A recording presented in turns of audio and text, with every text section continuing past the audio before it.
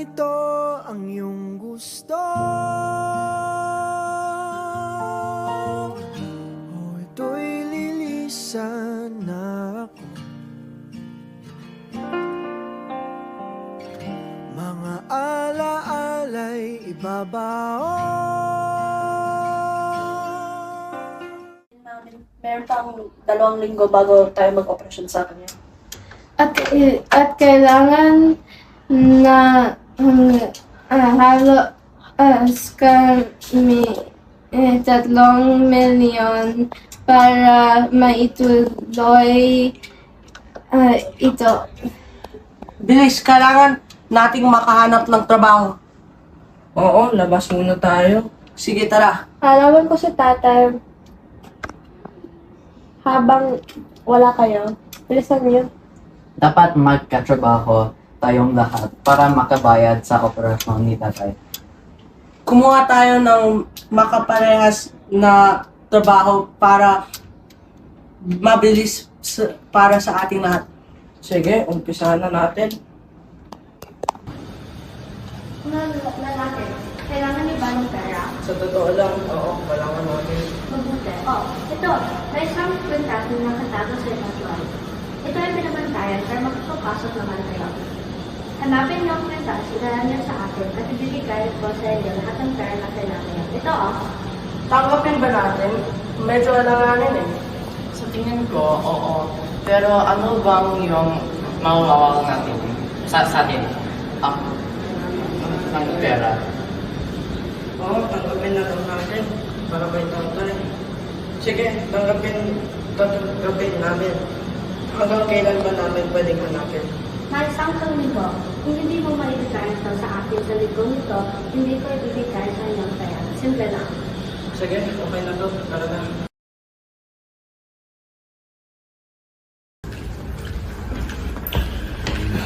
Hoy, sino kayo? Kung sino ang magpapasok di sa tatlong, kailangan nyo ng 3 mga kwalifikasyon para magkapasok. Oo, edi ano ang mga qualifications para pumasok?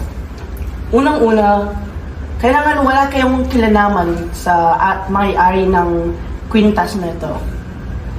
Pangalawa, kailangan hindi nyo nagamit itong kwintas na to dati.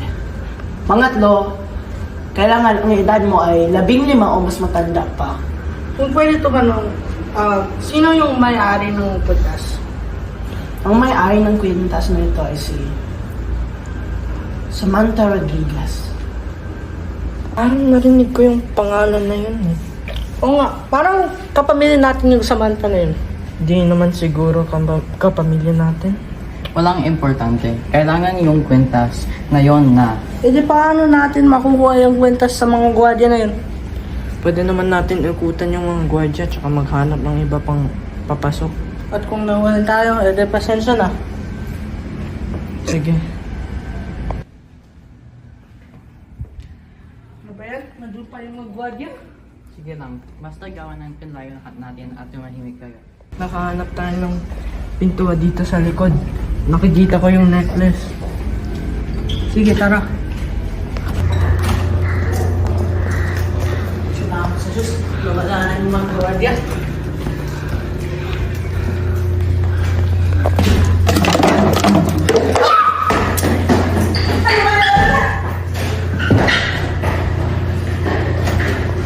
Uy! Anong nangyari dito?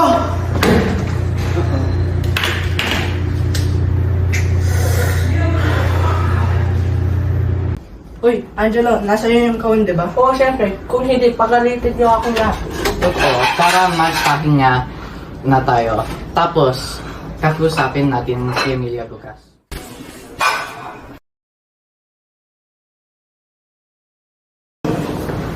Nasaan ang kahon? Saan dito? Di nyo ba ito? Nasaan ang kwintas? Anong pinagsasabi mo? Nandito lang kahapon eh. Wala dito. Uy, nasa na yung pintas? Nasa kahon kahapon eh. Baka naiwan ko sa bahay nung tinignan natin. Pamilya, pwede mo ba kaming bigyan ng isa pang araw ka lang ihanap ito?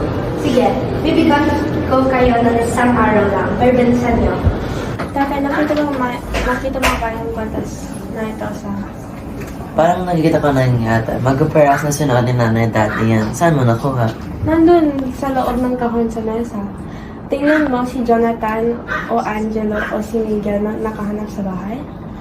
Pwede ka matingnan ko yan ng mabilis. Grabe, gusto ko si Jacob. Kakatawa siya. Oo nga, kinusama siya ng 3 taon na. Kaya nga eh. Grabe, gusto ka sa niya. Pero sa tingin ko, hindi ko kaya. Gusto ka niya yata eh. Sabihin ko, hindi naman. Hindi, seryoso ako. Uy, pre, hulaan mo. Sa tingin ko, hindi ko nagusto si Emilia na. Pero sa tingin ko, gusto niya ka pa rin. Seryoso? Mabuti naman. May gusto ka na bago. Oo, si Samantha. Narinig din ako na gusto niya din sa akin. Siyempre, malamang. Pogi ka kasi.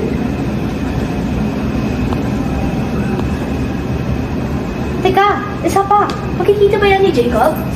Kusupad ba si Jacob? Siyempre, mula preschool pa. Grabe. Hindi ko makapaniwala na natapos tayo ng pag-aaral. Mula grade school pa nung kaibigan tayo. Oo nga, mabilis ko kayong lahat ng sobra. Dapat nag-usap rin tayo ah. Siyempre, kailangan ko makita kahit isang beses kada taon. Ay, parang nauwa ko. Gusto mo ba yan ng drinks? Ah, sige, tara. Kasi, tingnan ko yun.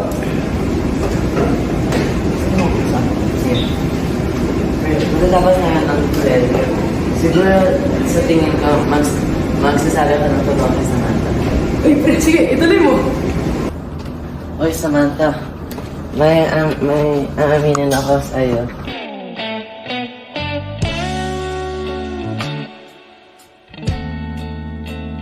Gustong kita. Wait, talaga ba? Kasi sa totoo lang, gusto rin kita eh. Pwede bang ligawan kita? Sorry, pero bata pa ako eh. At kailangan ko tapusin yung pag-aaral ko. Sige, pwede akong maghintay. Talaga? Sige.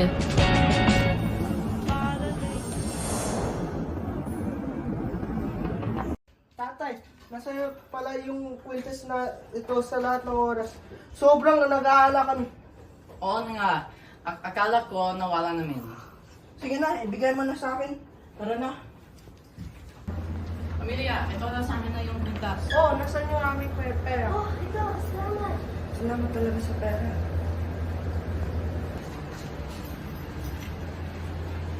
Sa wakas, pagkatapos ng ilang taon. Ano? Ano nangyari? Ano yata si tatay, hindi siya gumigising. Patay na si tatay. Kailangan na natin umalis. Ano? Patay ang tatay niyo? Oo, kailangan na namin umalis. Ano nangyari? Masakit ba siya? Seryoso ba? Hindi namin alam. Kaya tumahimik ka. Ano? Pakiangan mo? At kayo, bakit nagtagal nakuha ng pera? Pinatay si nanay at si tatay. Salamat talaga! Anong problema mo? Ba't kami sinisisi mo? Oo nga, pre. Pamilya tayo. Huwag pagsisi. Hindi kayo maintindihan. Hindi nakita napatay si nanay. Nakita ako! Hindi ko na kayang itago. Siya yung gumawa. Ano? Uy, Amelia, ikaw ba yan? Pero hindi natin ito makilala. Kamusta ka? Oo nga, magkasama ka pa kayo ngayon dito. Oo, kapagkasama namin ng nakarang taon. May 4 kami anak at 3 lalaki sa babae. Ito na yung picture, oh. Talaga ba? Oo. Alam mo ka? Ay, ito. May isa pa kami picture. Ito kami ni Jacob. Pwede ka ba lumigyan? Ano? Bakit? Wala, hindi ka na. Ha? Gusto na ba kumalit? Hindi, tumigil ka na. Nabasa ba ni Jacob yan? Hindi, tumigil ka na!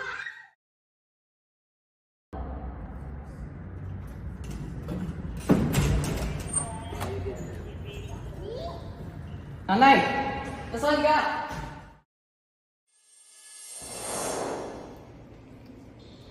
Hi, Joseph. Si Emilia to. Kumusta Hi. ka naman? Si Amelia pa talaga to? Grabe, nung kolehiyo pa lang tayo mula nag-usap. Ay, oo, maganda naman buhay namin dito. Kakapanganak ng pangalawa kong lalaki. Gwapo siya, parang ako. Parang ang sarap ng buhay mo ah. Alam kong matagal na tayong hindi nag-uusap. Pero may problema ako. Alam mo ang kwintas na pag-aari ni Samantha na lagi niyang pinag-uusapan? Ah, syempre. Paano ko naman makakalimutan? Alam mo ba kung paano ito gumagana? I wished for Jacob to like me back. Pero namatay siya pagkatapos. Ah, oo. naalala ko si Samantha, binanggit niya dati sa akin na humiling din siya noong na tungkol sa dapat magkahiwalay kayong dalawa. Kaya sa tingin ko nung humiling ka rin na nagkasabay silang dalawa kaya namatay siya eh. Pasensya na. Di ko alam na posible yun. Ang sabi lang sa akin ni Samantha ay pwedeng bumigay ng healing ang kwentas na ito. Pasensya na talaga.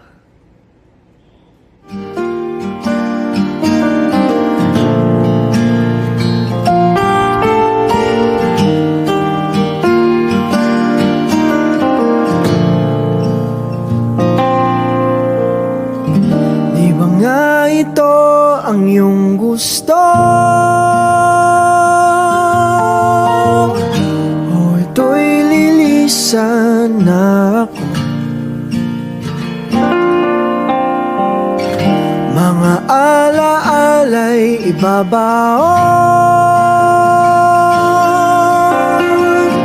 Kalakipang Nagkakasala tamis talaga tayo ng at ang pwede lang natin gawin ay tanggapin ang pagkakamali at magbago sa susunod. gabing Tayo hindi perpekto pero okay lang yun kasi meron tayong perpektong Diyos na minamahal tayo ng sobrang sobra. Siya'y laging nandito para patawarin tayo. Layag kung saan man tayo Kahit nasa kabilang buhay na si Jacob at Samantha, naramdaman ko ang kanilang kapatawaran. sa tuwing hawak ang iyong kamay, ito'y maling akala, isang malaking sablay. Pasensya ka na sa mga kathang isip kong ito, wari dala lang ng pagmamahal sa'yo. Ako'y gigising na sa panaginip kong ito, at sa wakas ay kusang lalayo sa'yo. Lalayo sa di ba nga ito ang iyong gusto? O ito'y lilisan na ako.